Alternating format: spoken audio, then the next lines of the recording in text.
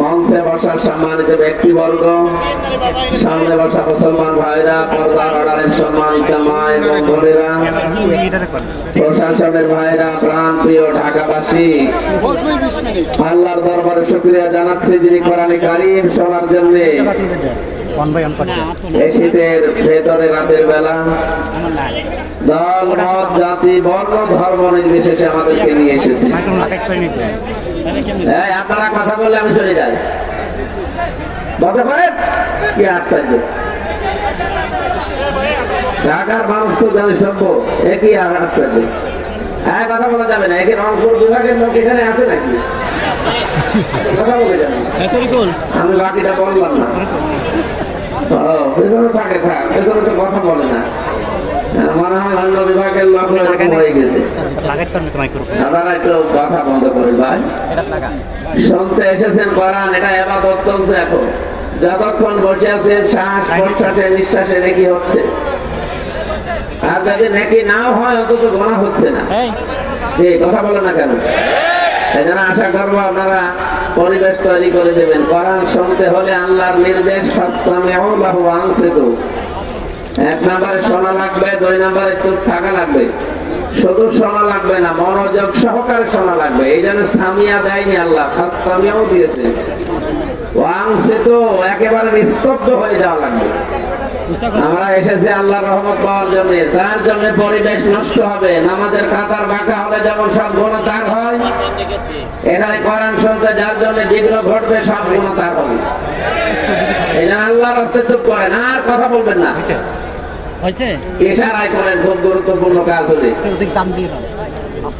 আমার ভাইরা, রহমত পাওয়ার জন্য যারা এসেছি, আল্লাহর এই 2টা শর্ত আমরা মেনে নিলাম।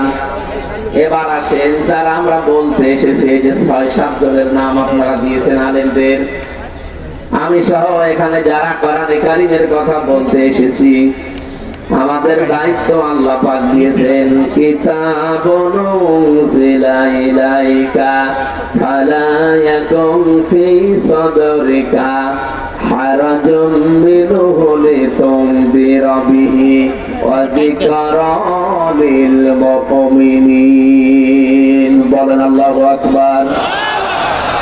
সূরা আরাফের ভেতরে আল্লাহ জানিয়েছেন একটা কিতাব আপনাকে আমি দিলাম, ফালা ইয়াকুন ফি সাদরিকা হারাজুম মিনহু লিতুনদিরা বিহি।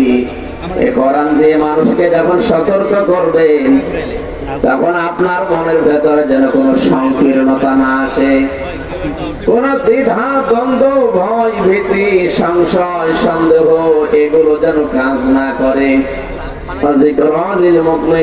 কোরআন মুমিনদের জন্য উপদেশ। বলেন সুবহানাল্লাহ। এর মাঝে আপনি দেখবেন হারাজন আছে। তাফসীর পড়তে গিয়ে হারাজনের ব্যাখ্যা আমি পেয়েছি 2টা। 1 নম্বরে নবী কোরআন যখন প্রচার করতে যাবেন, তখন দেখবেন অনেক মানুষ আপনার বক্তব্য না বোঝার কারণে তারা মন খারাপ করে রাগ করতে পারে। এরকম মানুষ দেশে নেই? এরকম মানুষ দেশে ছিল আগে, এখন নতুন নতুন কিছু তৈরি হচ্ছে।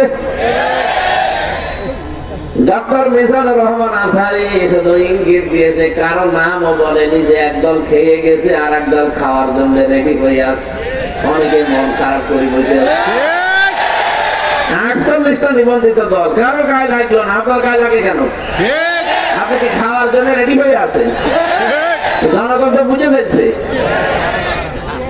গত বর্ষদিন একজন বক্তব্য দিয়েছে এই দেশে, যাকে তো 15.5 বছর কোরআনের কথা বলতে গেলে অনুমতি নেওয়া লাগতো 14 জায়গায়। আমরা যদি আসতে পারি অনুমতি দেব। আরে ভাই, কথাটা বলবেন আমরা জানি, কিছুদিন পরে বলতে পারলেন না। আগে যে বলেছিলেন মানুষ তো সব এখন জেনে ফেলবে। এমনি মানুষ যেভাবে ইসলামের দিকে ঝুঁকছে আপনি টের পাচ্ছেন। গত বর্ষদিনের বক্তব্য তারেক জিয়া সাহেবের, জনগণ যদি একবার আবার খেতে যায়, কিসের নাম নিয়ে চলেন আপনি? বাবার নাম পর্যন্ত ভুলিয়ে ফেলবেন। এই জন্য আমরা সাবধান। আপনি আন্তর্জাতিক জরিপগুলো লক্ষ্য করবেন। আগস্টের 5 তারিখের আগে ঢাকার মানুষ তো শিক্ষিত মানুষ, আগস্টের 5 তারিখের আগ পর্যন্ত বাংলাদেশে 100 জনের মাত্র 15 জন চাইতো এদেশে কোরআন কায়েম হোক। কয়জন? মাত্র 100 জনের 15 জন।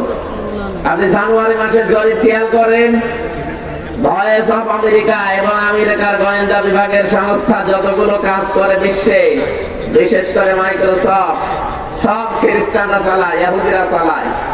তারা 257টা দেশের রিপোর্ট দিয়েছে।